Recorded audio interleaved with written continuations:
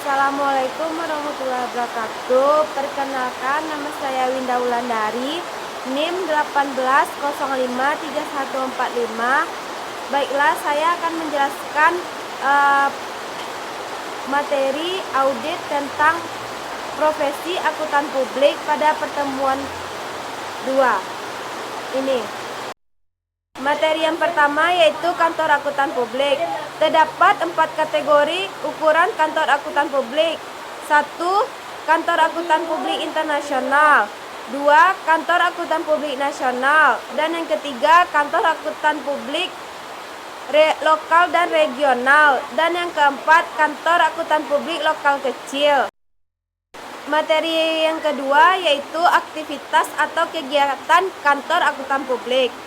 Terdapat 4 jenis utama yang dapat diberikan kantor akuntan publik. Yang pertama, jasa atestasi.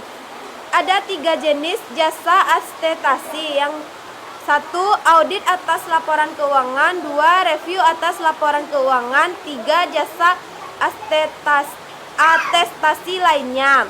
Yang kedua, jasa perpajakan, yaitu dapat berupa penyusunan PSPT, PPH, perencanaan perpajakan, penyelesaian pemeriksaan dan keberatan pajak dari jasa konsultasi pajak lainnya. Yang ketiga, konsultasi manajemen, dapat berupa saran atau rekomendasi perbaikan sistem akuntansi, penyusunan strategi pemasaran, pemanfaatan instalasi komputer. Dan yang keempat, jasa akuntansi dan pembukuan, biasanya melakukan kompilasi laporan keuangan perusahaan kecil yang belum mampu menyusun laporan keuangan dan tidak memberikan jaminan apapun kepada pihak ketiga. Materi yang ketiga yaitu struktur kantor akuntan publik, yaitu bentuk hukum suatu kantor akuntan publik dapat berupa perusahaan, perseorangan, atau persekutuan. Hierarki organisasi dalam suatu kantor akuntan publik dapat terdiri dari rekan, manajer, para penyedia, senior, dan asisten. Materi selanjutnya yaitu standar umum. Audit harus dilaksanakan oleh seorang atau lebih yang memiliki keahlian dan pelatihan teknis yang cukup sebagai auditor dalam semua hal yang berhubungan dengan penugasan, independensi, dan dalam sikap mental harus dipertahankan oleh auditor. Yang materi selanjutnya yaitu standar pekerjaan lapangan, yaitu yang pertama, pekerjaan harus direncanakan dengan sebaik-baiknya dan jika digunakan asisten harus disupervisi dengan semestinya. Kedua, pemahaman yang memadai atas struktur pengendalian intern harus diperoleh untuk merencanakan audit dan menentukan sifat, saat, dan lingkup pengujian yang harus dilakukan. Yang ketiga, bukti audit kompeten yang cukup harus diperoleh melalui inspeksi, pengamatan, pengajuan pertanyaan, dan konfirmasi sebagai dasar yang memadai untuk menyatakan pendapat atas laporan keuangan yang diaudit. Materi selanjutnya yaitu standar pelaporan. Laporan audit harus menyatakan apakah laporan keuangan telah disusun sesuai dengan prinsip akuntansi yang berlaku umum. Laporan audit harus menunjukkan keadaan yang di dalamnya prinsip akuntansi tidak secara konsisten diterapkan dalam penyusunan laporan keuangan periode berjalan dalam hubungannya dengan prinsip akuntansi yang diterapkan pada periode sebelumnya. Materi selanjutnya yaitu pernyataan standar auditing. Standar auditing yang ditetapkan oleh IAI yang pertama yaitu standar umum, yang kedua keahlian dan pelatihan teknis yang memadai, dan yang ketiga independensi dalam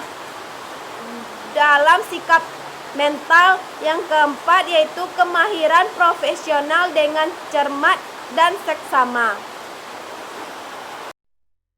Materi selanjutnya yaitu pernyataan standar auditing.